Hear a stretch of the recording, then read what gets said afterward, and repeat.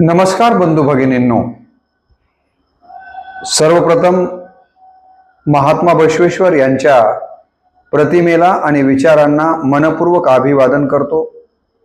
आपण सगळे जाणता की अक्षय तृतीयेच्या दिवशी महात्मा बसवेश्वरांचा जन्म झाला आणि म्हणून अक्षय तृतीया हा दिवस महात्मा बसवेश्वरांचा जयंती दिवस किंवा जन्मदिवस म्हणून आपण मोठ्या उत्साहाने आणि तितक्या जबाबदारीने संपूर्ण भारतभर या ठिकाणी साजरा करत असतो। आपल्या सगळ्यांना माहिती आहे की सगळ्याच संतांनी, महामानवांनी, विचारवंतांनी बुडतही जळ न देखवे डोळा, येतो कळवळा म्हणून या न्यायानं कार्य केलेलं आहे। महात्मा बसवेश्वरांनी जे जीवन जगलं ते जीवन देखील अत्यंत आदर्शवत अशा प्रकारचं जीवन आहे। परंतु महापुरुषांच्या, संतांच्या जीवन चरित्रामध्ये त्यांनी आयुष्यभर जीवन जगत असताना जे विचार दिले, मला असं वाटतं तेच विचार वर्तमानामध्ये आपल्याला खऱ्या अर्थानं पथप्रदर्शन करत असताना दिसून येतात। महात्मा बसवेश्वरांचं वचन साहित्य हे अत्यंत महत्त्वाचं साहित्य मानलं गेलेलं आहे, ज्या वचन साहित्याने मानवता घडवण्याचं काम खऱ्या अर्थानं केलेलं आपल्याला दिसून येतं। आणि म्हणून या व्हिडिओच्या माध्यमातून आपण महात्मा बसवेश्वरांच्या काही वचनांचा या ठिकाणी विचार करणार आहोत। जास्तीचा वेळ न दवडता मी त्यांची जी काही वचनं आहेत त्यातील पहिलं वचन या ठिकाणी आपल्यासमोर मांडण्याचा प्रयत्न करतोय। महात्मा बसवेश्वर काय म्हणतात बघा, उदका माझी दडल्या वडवाग्नी परी, उदका माझी दडल्या वडवाग्नी परी, अंकुरातील रसाच्या रुची परी, अंकुरातील रसाच्या रुची परी, मुकुलातील सुप्त परिमळा परी, मुकुलातील सुप्त परिमळा परी, कन्येतील अव्यक्त स्नेहा परी, कुडल संगम देवाचे निजरूप असते, कुडल संगम देवाचे निजरूप असते, अशा प्रकारचं त्यांचं हे वचन आहे। आणि या वचनाचा अर्थ जर आपण थोडक्यामध्ये प्रत्येक वचनाचा अर्थ मी आपल्यासमोर मांडण्याचा प्रयत्न करणार आहे। महात्मा बसवेश्वरांच्या षटस्थल वचनांच्या मधील पिंडस्थलातील हे पहिलं वचन आहे।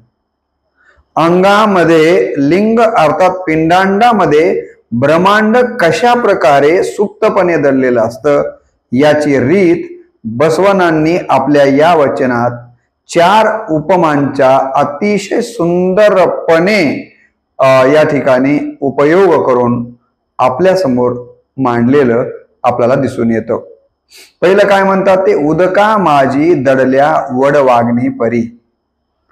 कुडल संगम देवाचं निजरूप आपल्यामध्ये कसं आहे तर त्याला पहिली उपमा त्यांनी दिलेली आहे, उदका माझी दडल्या वडवाग्नी परी। याला इथं उदका माझी म्हणजे या ठिकाणी समुद्राची उपमा इथं दिली गेलेली आहे। समुद्रात आपल्याला माहिती आहे की लाटा, शंख, शिपले, जलधर आणि रत्ने त्या पाण्याच्या खाली आपल्याला पाहायला मिळतात। परंतु त्याच्या खाली देखील एक गोष्ट आपल्याला पाहायला मिळते आणि ती म्हणजे वडवाग्नी आपल्याला या ठिकाणी खाली असलेला दिसून येतो। तशाच पद्धतीने दुसरा उपमा त्यांनी दिलेली आहे की वृक्षामध्ये रूपांतरित होणाऱ्या अंकुरामध्ये त्या वृक्षतरुवर पुढील काळात लगडणाऱ्या मधुर फळांच्या रसाची रुची अव्यक्तपणे अस्तित्वात असतेच। पुढचं काय, दुसरं काय ओळ होती या वचनामधील की अंकुरातील रसाच्या रुची परी। जरी सुरुवातीला आपण तो वृक्षाचा अंकुर दिसत असला तरी त्या अंकुरामध्ये रुची, फळ येणार आहे त्या अंकुराला, फूल फळ लागून, आणि त्या रुची जशी त्या फळामध्ये अव्यक्त स्वरूपामध्ये आपल्याला निश्चितपणे असलेली या ठिकाणी पाहावी लागते। किंवा मुकुलातील सुप्त परिमळा परी, मुकुल म्हणजे कळी, या कळीमध्येच आपल्याला माहिती आहे की काय दडलेलं आहे तर मधू मध या ठिकाणी सुप्तपणे त्या कडीचं फूल झाल्याच्या नंतर आपल्याला तिथे या प्रकारचा परिमळ निश्चितपणे आपल्याला पाहायला मिळणार आहे. किंवा चौथी उपमा त्यांनी दिलेली आहे, कन्येतील अव्यक्त स्नेहापरी. कन्या म्हणजे लग्न न झालेली जी मुलगी आहे, छोटी मुलगी आहे, तिला कन्या असं म्हटलं गेलेलं आहे.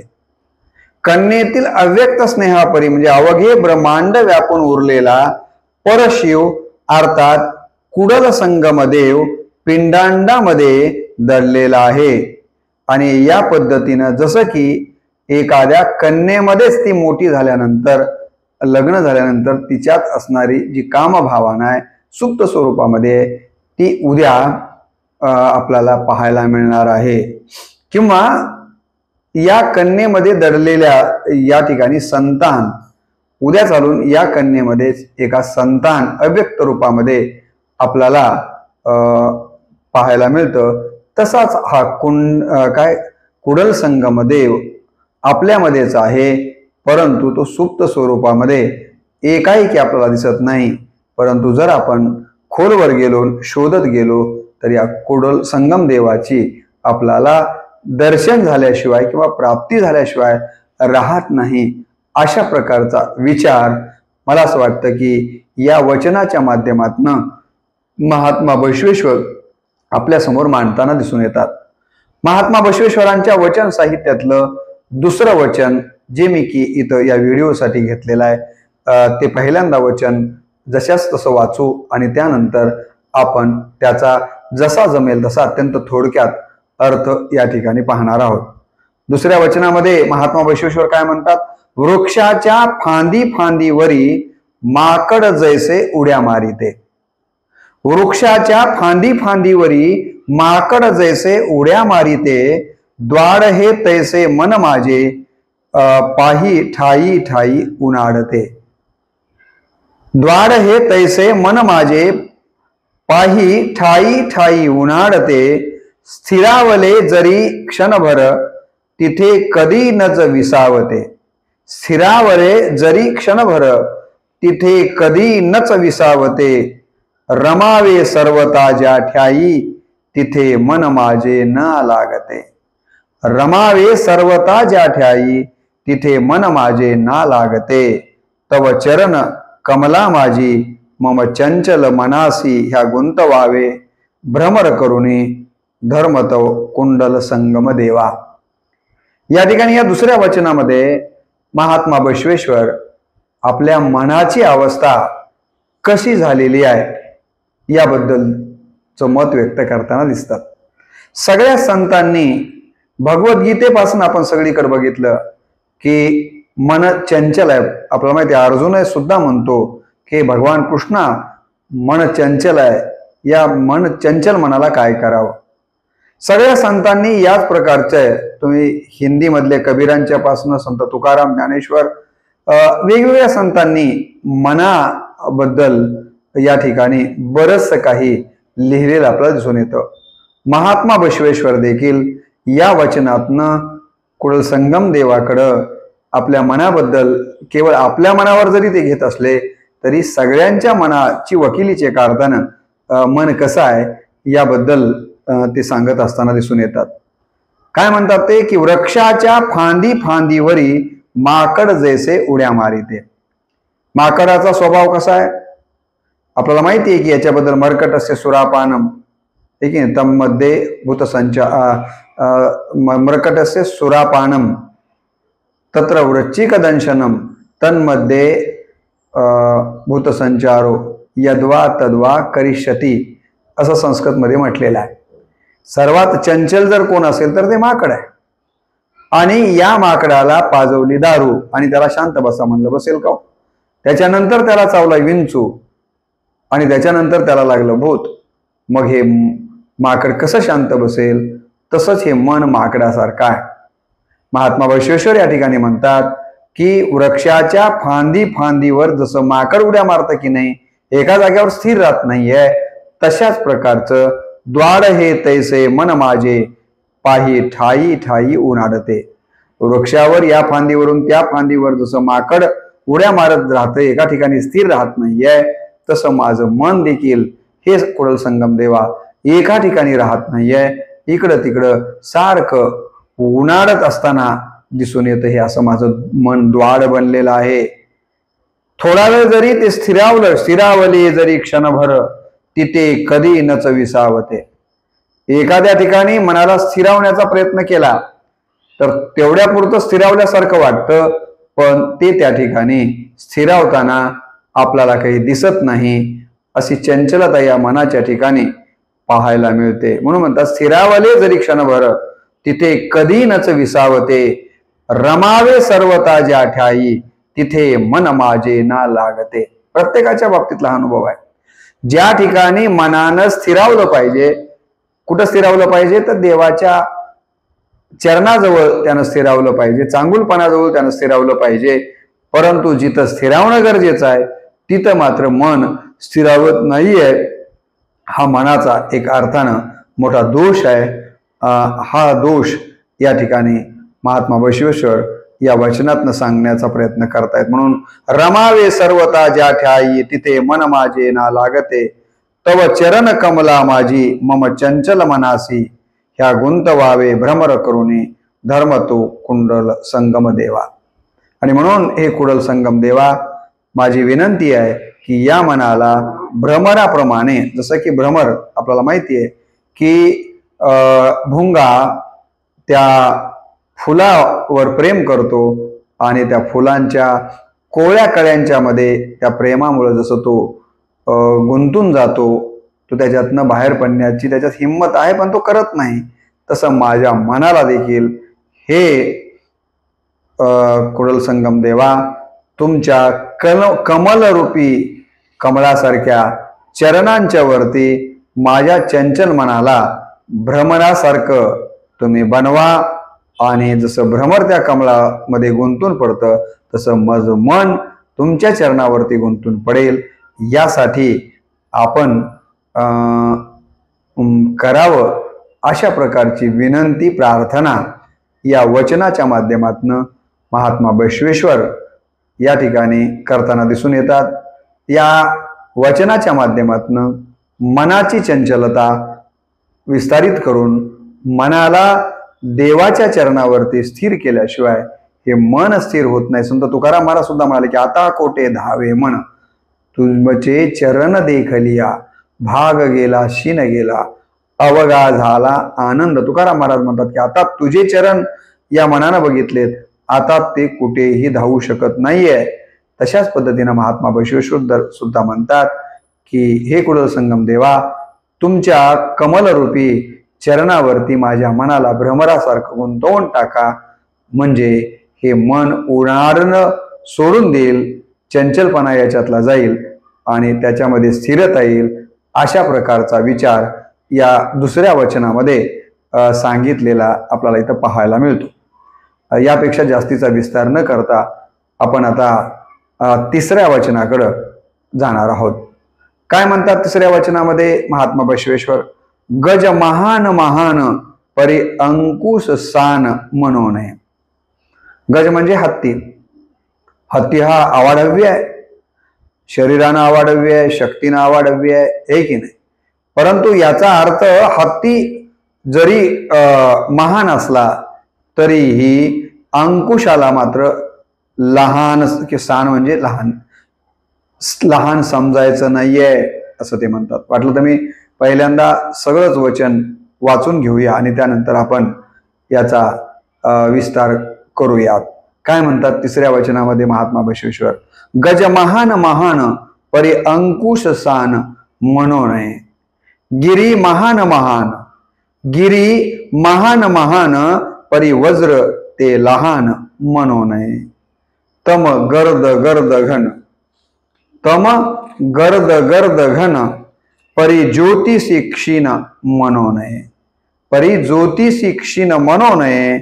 बा कुंडल संगम देवा, जरी विस्मरण मोठे तुझ स्मरणाने मन म्हणू नये धाकुटे.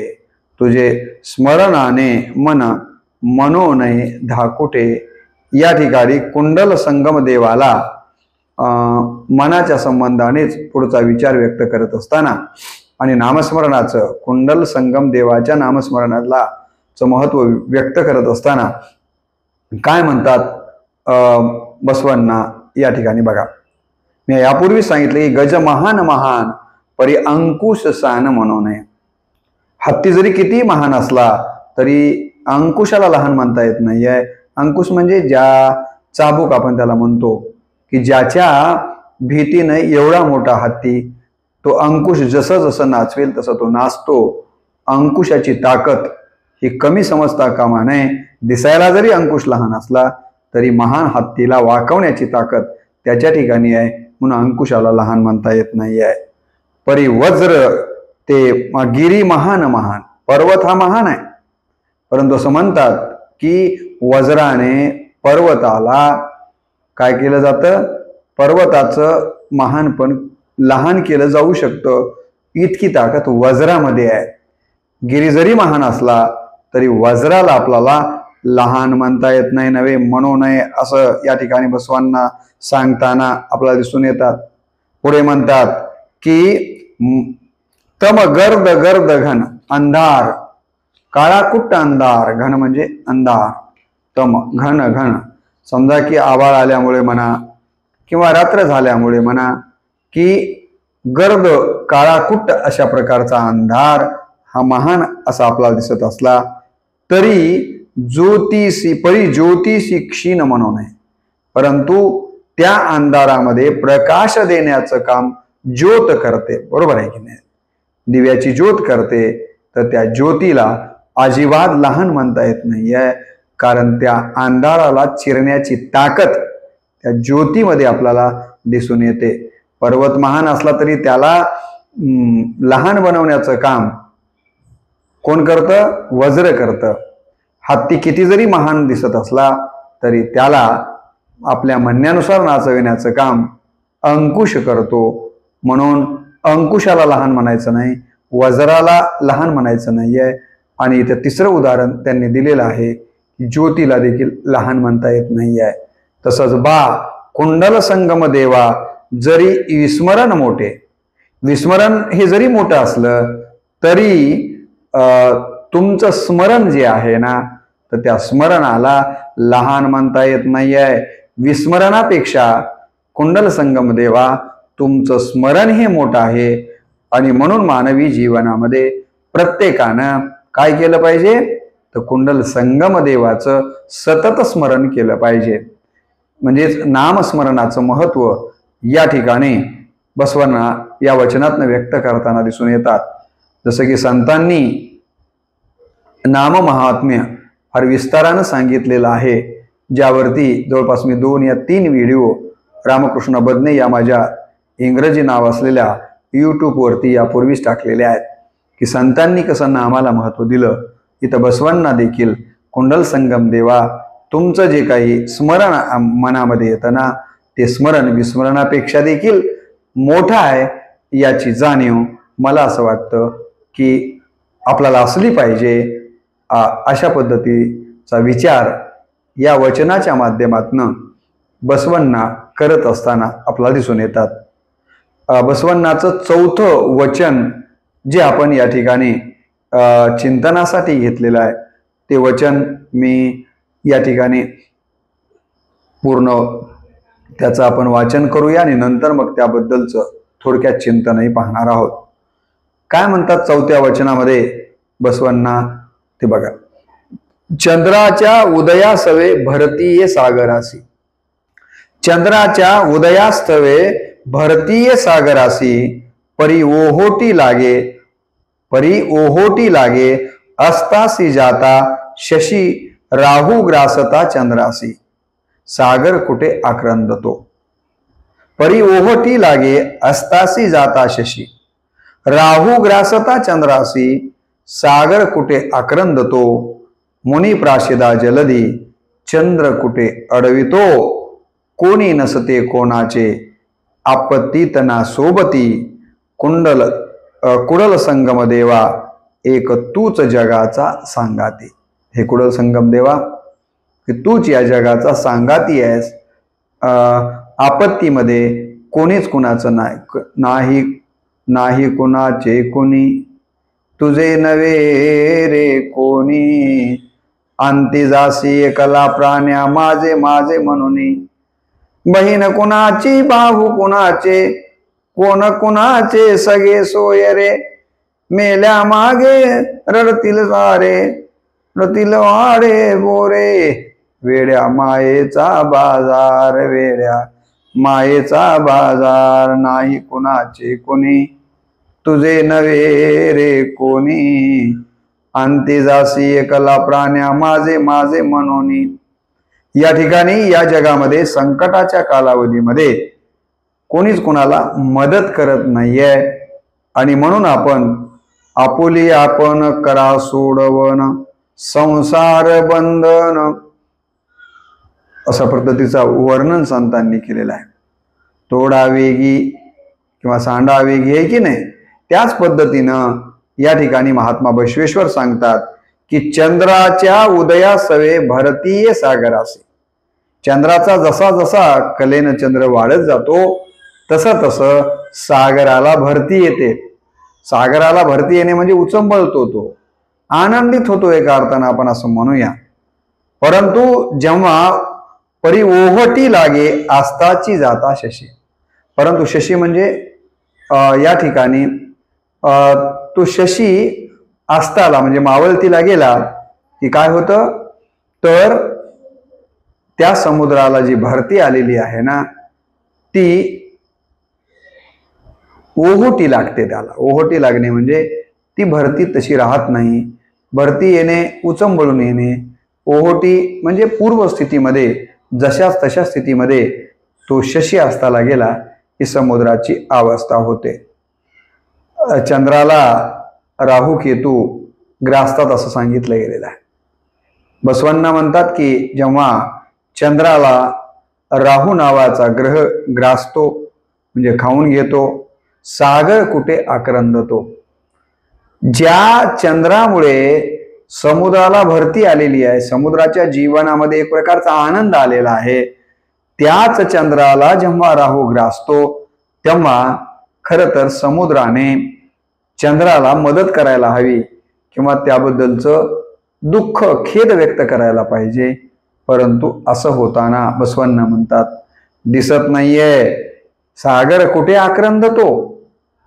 त्या चंद्राला राहून ग्रासून घेतलं, खाऊन टाकलं तरी सागराला त्याच्याशी काहीच लेनदेन नसते, बरोबर आहे की नाही।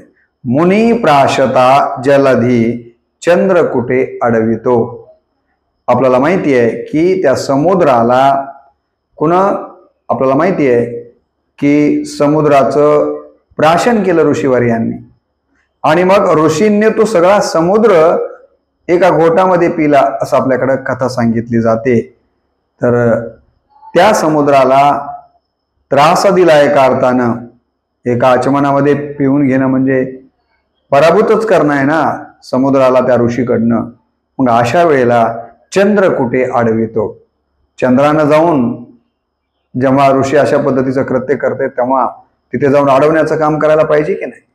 परंतु चंद्र तरी कुठे सागराचं प्राशन ते ऋषी करताना त्याला अडवायला गेला किंवा राहून चंद्राला खाल्लं तेव्हा सागर तरी कुठे त्या राहूला अडवायला गेला। याचा अर्थ बसवेश्वर म्हणतात कोणी नसते कोणाचे, इथं कोणीच कोणाचं नाही आहे। संतांनी खूप लिहिलेलं आहे की कोणाचे गणगोत, कोणाचे मायबाप कोणाचे गणगोत, मृग जळवत जाईल रया। या ठिकाणी कुणीच कुणाचं नाही आहे। अशा कितीतरी रचना मी या यूट्यूबवरती नाशवंत देहाच्या संबंधानं या विषयावरती फार विस्तारानं 2-4 व्हिडिओमध्ये बोललेलोच आहे। त्यामध्ये आलेलंच आहे की नाशवंत देह जाणार सकळ आयुष्य खातो काळ सावधान, कोणाचे मायबाप कोणाचे गणगोत, मृग जळवत जाईल रया। की का रचनेमध्ये असंही म्हटलेलं आहे की कुणीच आपल्यासोबत येत नाही आहे, आपल्याला एकट्याला जावं लागतं। म्हणून कोणी नसते कोणाचे आपत्ती तना सोबती, मृत्यूच्याच बाबतीमध्ये नाही आहे.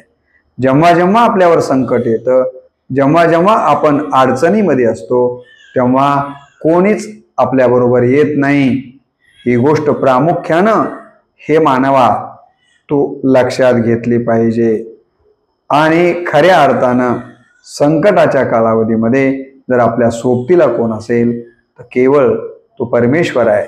म्हणून म्हणतात की पडता जड भारी दाशी आटवावा हरी, मग तो होऊने दिशीन, आड घाली सुदर्शन मग तो होऊने दिशीन.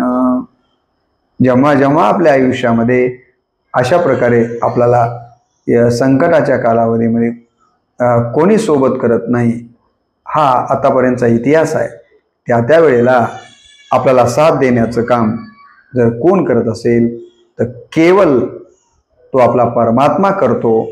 तशाच पद्धतीनं महात्मा बसवेश्वर म्हणतात की कुडल संगम देवा एक तूच जगाचा सांगाती आहेस. तूच अशा संकटाच्या कालावधीमध्ये मदत करण्याचं काम करतोस, असं या वचनामध्ये महात्मा बसवेश्वर सांगताना दिसून येतात.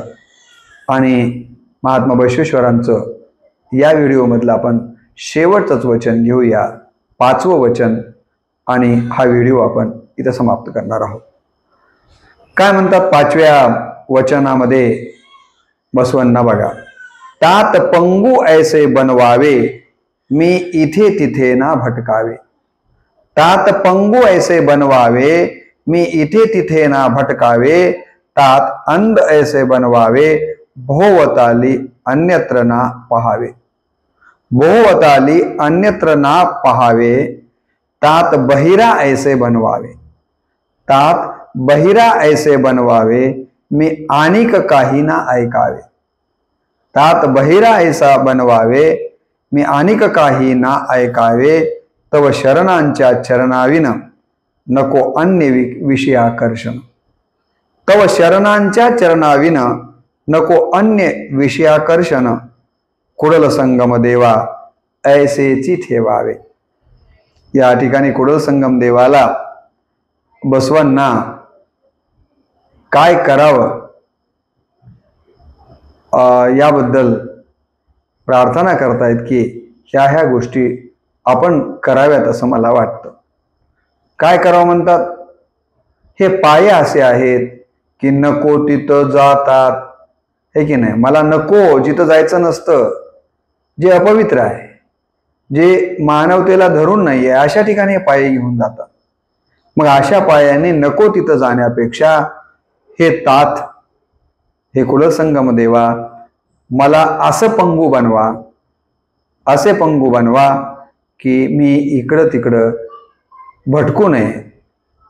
माझे पाय इकडं तिकडं मला घेऊन जाऊच नयेत, इकडं तिकडं मी भटकू नये. हे एक काम करा. हे तात तुम्ही मला असा आंधळा बनवा, असा आंधळ बनवा की आजूबाजूचं पाप मी माझ्या डोळ्यांनी पाहू नये. म्हणतात ना, पापाची वासना नको दाऊ डोळा, त्याहून आंधळा करून ठेवी. निंदेचे श्रवण नको देवी कानी, बधीर करून ठेवी देवा. अपवित्र वाचा नये माझे मुखा, त्याजवून मुका करून ठेवी. तुकाराम महाराज जसं म्हणतात त्याच पद्धतीनं महात्मा बसवेश्वरांनी देखील या वचनामध्ये तसाच विचार सांगितलेला आपल्याला दिसून येतो. ह्या संतांची खरं म्हणजे जर आपण सगळं साहित्य बघितलं तर जवळपास सगळ्या संतांनी एकाच प्रकारचा मानवोद्धाराचाच विचार त्यांच्या रचनांच्या मधून दिलेला दिसून येतो. आता जी मी संत तुकाराम महाराजांची रचना सांगितली तसंच आहे. इथे सांगतात की हे तात तुम्ही असं मला पंगू बनवा की माझे पाय नको त्या ठिकाणी जाणार नाही आहेत. तुम्ही असं मला आंधळ बनवा की नको त्या गोष्टी माझे डोळे पाहणार नाही आहेत. तुम्ही असं मला बहिर बनवा, तात बहिरायसे बनवावे मी अनेक काही ना ऐकावे.